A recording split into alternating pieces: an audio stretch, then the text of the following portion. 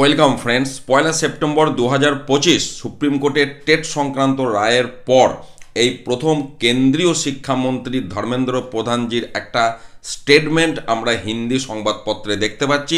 ডান দিকে যে ছবিটা দেখছেন, কেন্দ্রীয় শিক্ষামন্ত্রী ধর্মেন্দ্র প্রধানজির সাথে সাংসদ অরুণ কুমার সাগরের একটা মুলাকাত, এবং এখানে হিন্দিতে যা লেখা আছে পুরো বিষয়টা আমি বাংলাতে ট্রান্সলেট করে আপনাদের সাথে শেয়ার করছি। দেখুন, যেটা বলা হচ্ছে, শিক্ষকদের টেট থেকে অব্যাহতি দেওয়ার জন্য শিক্ষামন্ত্রীর নির্দেশ। যেটা বলা হচ্ছে 29 জুলাই 2011 এর আগে নিযুক্ত প্রাথমিক শিক্ষকদের জন্য টেট প্রয়োজনীয়তা থেকে অব্যাহতির দাবির বিষয়টি বিবেচনা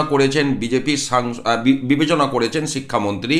এবং যেটা বলা হচ্ছে, বিজেপি সাংসদ অরুণ কুমার সাগরের চিঠির পর তিনি সংশ্লিষ্ট বিভাগকে প্রয়োজনীয় নির্দেশিকা জারি করেছেন। কয়েকদিন আগে সাংসদ অরুণ সাগর দিল্লিতে কেন্দ্রীয় শিক্ষামন্ত্রীর সাথে দেখা করে শিক্ষকদের সমস্যা নিয়ে উত্তরপ্রদেশের প্রাথমিক শিক্ষক সমিতির পক্ষ থেকে এটি স্মারকলিপি জমা দেন।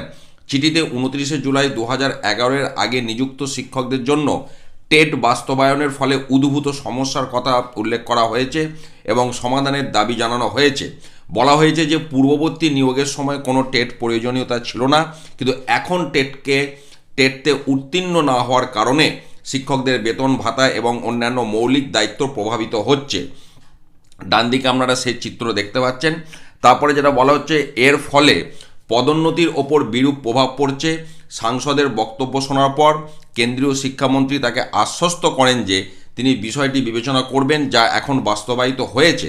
সাংসদ অরুণ সাগর কেন্দ্রীয় শিক্ষামন্ত্রীর কাছে অনুরোধ করেছিলেন যে পুরাতন নিয়োগ প্রক্রিয়ার অধীনে নির্বাচিত শিক্ষকদের টেটের প্রয়োজনীয়তা থেকে অব্যাহতি দেওয়া হোক। শিক্ষামন্ত্রীর প্রতি কৃতজ্ঞতা প্রকাশ করে সাংসদ বলেন যে তিনি আত্মবিশ্বাসী যে শিক্ষকরা শীঘ্রই এই বিষয়ে স্বস্তি পাবেন।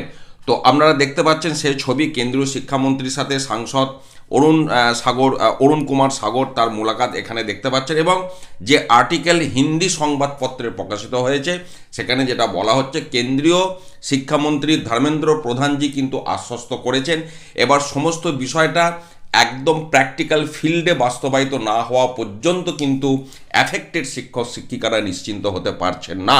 দেখা যাক সেই বিষয়ে কবে সেই ধরনের আপডেট সামনে আসে, আমি আপনাদের সাথে অবশ্যই শেয়ার করব।